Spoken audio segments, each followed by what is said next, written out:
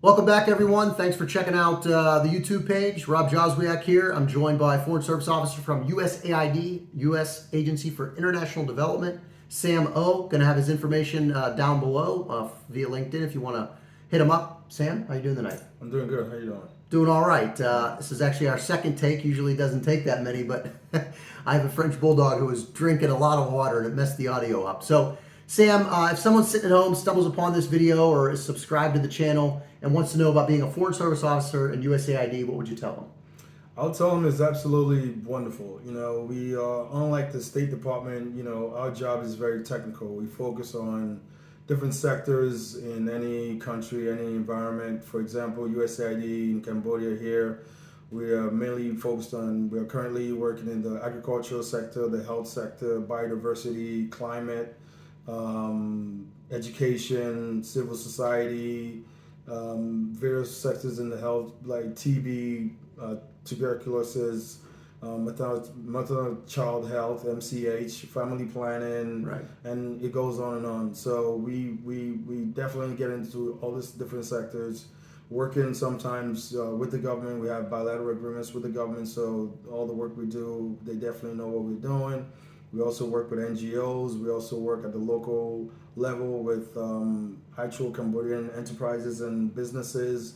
So that, because the whole point of our work here is sustainability and to make sure that the work we do transferred over to the government in some cases and also to local businesses so that they can keep the work going Right. after we leave the country. Yeah.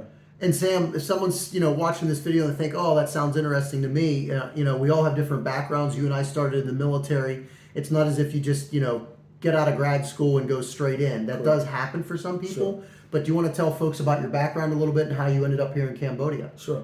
I started off in the military. I was in the military from 1999 to 2003. When I finished my military service, I went back to school, got my bachelor's degree, and then I also, after getting my bachelor's, I got a job with the DoD as a contract specialist. And after that, I did that for about a year and then got a job with the State Department as a civil servant. And I did that for 3 years, working in the Administration Bureau, then the Western Hemisphere Bureau, where I worked on foreign service actions, Haiti specifically. And then 3 years after that, I got a job with USAID, where I worked in the Budget Resource Management Office. This is the office that works for the USAID administrator, and we manage all the financial resources for the agency, for every region, every country that USAID currently works in. And then after 3 years, USAID has a program where it's called the Foreign Service Limited Program, FSO program, where you can sign up and have a limited term of 5 years as a Foreign Service Officer. It's a way to try it out and see if you want to be a Foreign Service Officer. And after the 5 year term, if you don't want to continue as a Foreign Service Officer, you can transfer back to civil service, or you can, within the 5 year term, submit your full application. At that point, it's a board that reviews the information and you're converted to a full Foreign Service Officer. And as you mentioned, you can also apply straight out of college, or you can go on the USA Jobs. There are always jobs posted for Foreign Service opportunities and positions. And you can also go through college, some schools. They have educational programs that also allow you to intern with the agency, and we also offer that here at the embassy in different capacities for locals and for Cambodian college students and high school students as well. So those are some ways you can get in. Yeah, and Sam's mentioned before, USAID has a huge presence here in Cambodia. The presence of USAID varies country to country. Correct. Cambodia happens to be a lot. They have their own little building on our compound here in Phnom Penh. Other places, you might only have 1 or 2 people. It just varies. Can you just quickly, briefly give an example of something you've been out doing? I know being around young people or at different events and programs we put on, it really what makes the job. And aside from the personal travel that we get to do, I know you like to hike and you've been traveling in the region. When you do stuff like this at work, it just makes you, it's the best part of the job and the life. So just something for the audience that they can, okay, here's a USAID officer. Yeah. So for me, I'm what you might call a generalist officer. So I have a master's degree. I have 2 master's degrees in finance and international business. And for me, my job is pretty much I'm a generalist officer, so I work with the different sectors we have. We work in, so the health, education, health, education, civil society, and my job is to help coordinate the programs and the portfolios that we have in these different offices, and make sure that the financial resources, the activities we design, and the communication and the work we do translates back to DC. We're meeting congressional mandated requirements, we're meeting appropriation law, and the activities we design are definitely serving the communities that we work in. So pretty much coordinate all the different sectors. And giving the American taxpayer a bang for their buck. Absolutely. Yeah. Make sure that the taxpayer dollars are spent the way Congress has required Right. and mandated that we spend those dollars, here in Cambodia. So, pretty much a jack of all trade, as you would say, for Yeah. a foreign service officer. And so, as I keep saying, there's lots of different jobs at U.S. embassies around the world, people from all different walks of life and background, filling all different types of roles. I think a lot of people just think, diplomat or ambassador when they think about an embassy or a mission abroad.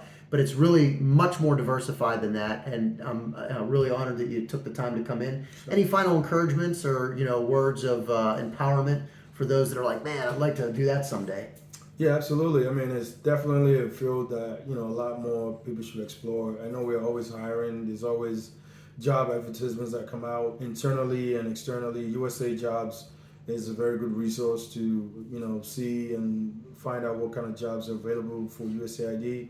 And this is a great line of work. I mean, the benefits are absolutely amazing. The housing, the accommodation, the family package. If you have family, if you're single, I mean, if you have a dog, if you have dogs, I mean, you name it, the Uncle Sam is going to take care of you wherever you go. You have a lot of options to choose from when it comes to countries. Yeah. You can switch jobs once you get in and you're tenured. So, I mean, there's so much opportunity for growth, for development. And once you retire, you still have so much opportunity to do more after retirement. And be a consultant, and I mean, Or fall in love with the country, end up going there and working. People start their own schools, absolutely. nonprofits. Yeah, so there's so much to be. That's way down the line. That's We've got many years before that. Yeah. So, but yeah, it's definitely a lot of work that everyone should check out. Yeah. If you're definitely interested in traveling and not paying for it, and having a good life and making a good paycheck and having a good living and doing work that you feel is very rewarding and you give back and you get to learn languages. And work in different environments, do job switches from country to country sometimes, depending on where you get posted or where you choose to go, which sometimes is also an option. It can be very exciting. So yeah, something to think about if you're interested. Real quick, the dogs can get a little pricey though. This French bulldog I have, getting him to and from, but everything else Sam said is definitely true. Sam, I want to thank you for taking the time. I really appreciate it. And, I've got a host of other videos. I did a video on if you have pets in the foreign service. Just did a video with a guy that works in our defense attaché. That video will be up by the time you see this one. Going to be doing a video with a couple that's LGBTQI in that community here. And so I'm going to try to show as much breadth as possible. And this video is definitely one of them. Thank you so much. Sure. Anytime.